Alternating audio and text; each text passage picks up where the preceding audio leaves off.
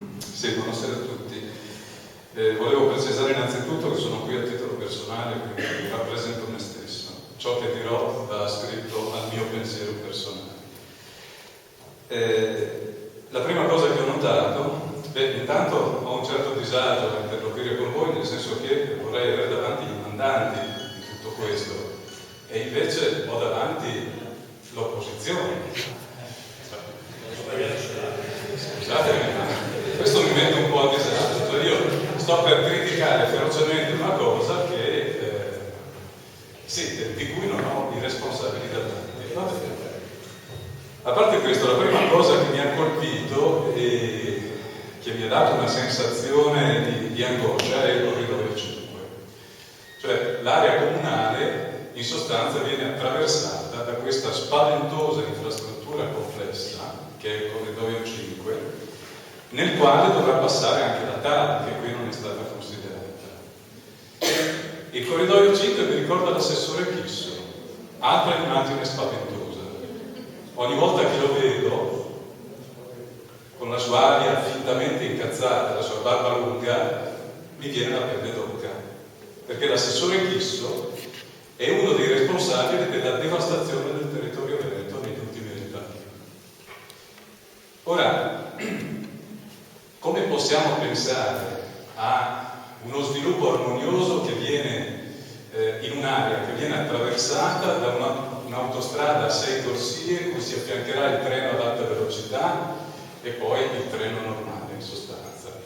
A me francamente tutto questo sembra abbastanza sconclusionato, e questa era la prima cosa che notavo. La seconda è un'omissione clamorosa, ne accennava poco fa Ugo Brunello.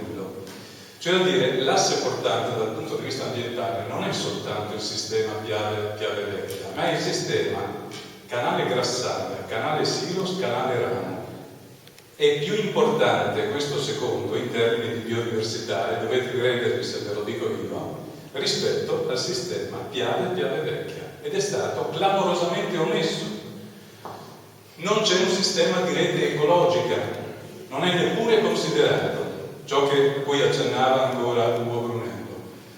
Il canale Piverani, per esempio, che oggi è una fogna a cielo aperto indecorosa, che fa pari e patta con tutti i fiori che invadono San Donano, cioè li annulla praticamente, li azzera, dovrebbe essere recuperato il percorso d'acque pulite. Oltretutto è un alveo storico lungo il quale ci sono giacimenti archeologici importantissimi, ma è l'intero sistema delle acque che va riconsiderato, e l'intero sistema con due assi portanti, come dicevo, il Piave del canale Grassaga, e un sistema di connessione trasversale.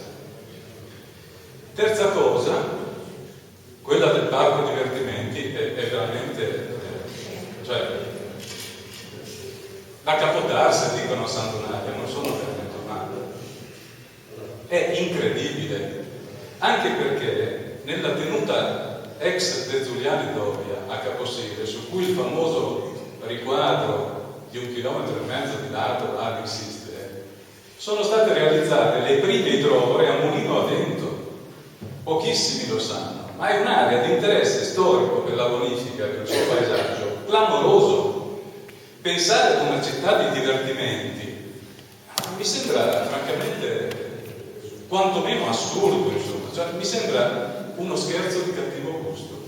Allora la cosa che mi chiedo è: ma questi progettisti conoscevano il territorio? L'hanno mai visitato? Ne conoscono la storia, le valenze ambientali, paesaggistiche, naturalistiche? E alla fine questi 50.000 abitanti che stiamo inseguendo mi ricordano la Democrazia Cristiana, che già negli anni 80 preconizzava 50.000 abitanti nel giro di 6 mesi.